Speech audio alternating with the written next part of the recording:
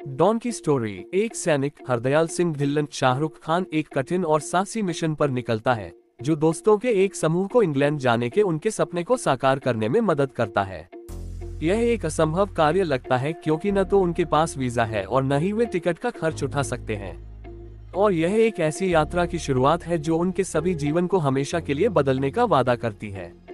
Don की review. जब बीमार मनु तापसी पन्नू भारत लौटना चाहती है तो उसे एहसास होता है कि हरदयाल सिंह ढिल्लन उर्फी एकमात्र ऐसा व्यक्ति है जो उसे उस देश में वापस आने में मदद कर सकता है जिसे उसने बेहतर संभावनाओं की तलाश में वर्षों पहले छोड़ दिया था।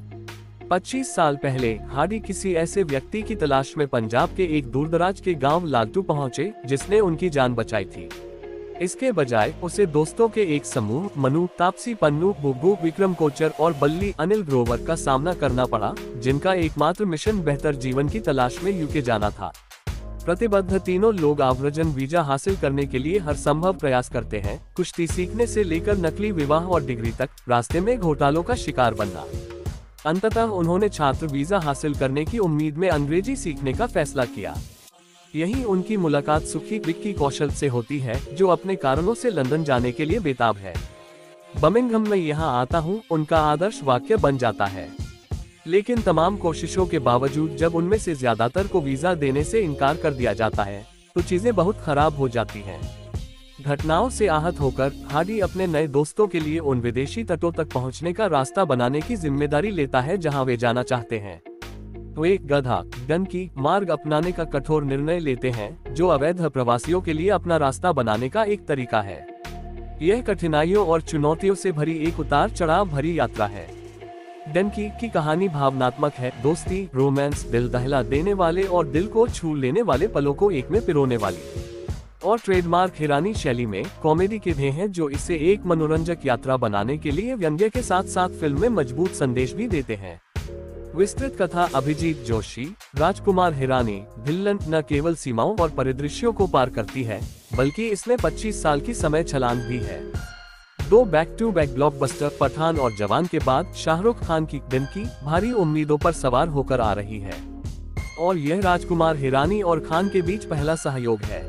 इस साल डनकी के साथ अपनी पहली 2 फिल्मों में उन्होंने जो एक्शन हीरो का सांचा अपनाया था उससे बाहर निकलते हुए हिरानी हमें एक संपूर्ण शाहरुख खान देते हैं। वह आकर्षक रोमांटिक मजाकिया हैं और कुछ घटिया एक्शन सीक्वेंस भी करते हैं।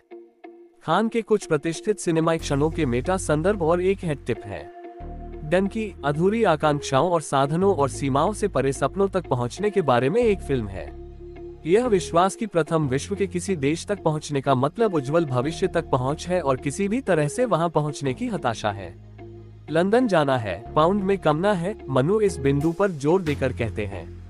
जैसे जैसे फिल्म महाद्वीपों और बदलते परिदृश्यों में फैलती है वे गोलियों से बचते हैं, अपनी जान जोखिम में डालते हैं और इससे भी अधिक उन्हें यह एहसास होता है कि उनके सपनों की मंजिल में वह चमक नहीं है जिसकी उन्होंने कल्पना की थी।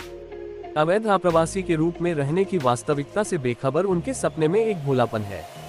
हालांकि चून की पटकथा कई भावनात्मक उतार चढ़ाव से भरी हुई है, इसलिए इसे जोड़ तोड़ के रूप में माना जा सकता है। कुछ आंसू झकझोर देने वाले दृश्यों के लिए तैयार रहें और इसमें घुमावदार क्षण और पुरानी दुनिया का आकर्षण है जो कुछ लोगों के लिए काम नहीं कर सकता है। एक विशेष उपस्थिति में सुखी के रूप में विकी कौशल ने अपने किरदार को दर्शाने वाली कच्ची भावनाओं पर अपनी पकड़ के साथ एक मार्मिक प्रदर्शन किया।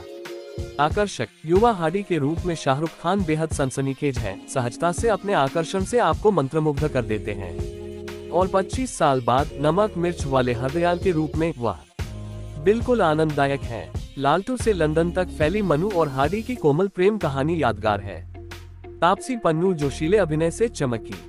अनिल ग्रोवर और विक्रम कोचर दोनों सराहनीय प्रदर्शन करते हैं। छायांकन मुरलीधरन सी के, मानुष नंदन, अमित रॉय और पृष्ठभूमि संगीत शीर्ष पायदान का है।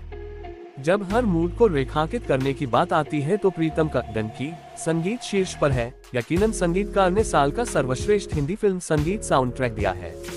चाहे वह लुटपुट गया अरिजीत सिंह, स्वानंद किरकिरे, आईपी सिंह की शरारतें और क्यूटनेस हो, दिल को छू लेने वाले निकले थे कभी सोनू निगम, जावेद अख्तर, बेहद रोमांटिक ओ माही अरिजीत सिंह, इरशाद कामिल, द फुट बंदा, दिलजीत दोसांझ, अमिताभ भट्टाचार्य या उत्तेजक गाने मैं तेरा रास्ता देखूंगा, शादाब फरीदी, अल्तमश फरीदी, अमिताभ भट्टाचार्य और चलवे वतना, जावेद अली, वरुण ग्रोवर को टैप करना एक ऐसा साउंड ट्रैक है जो आपके साथ रहता है।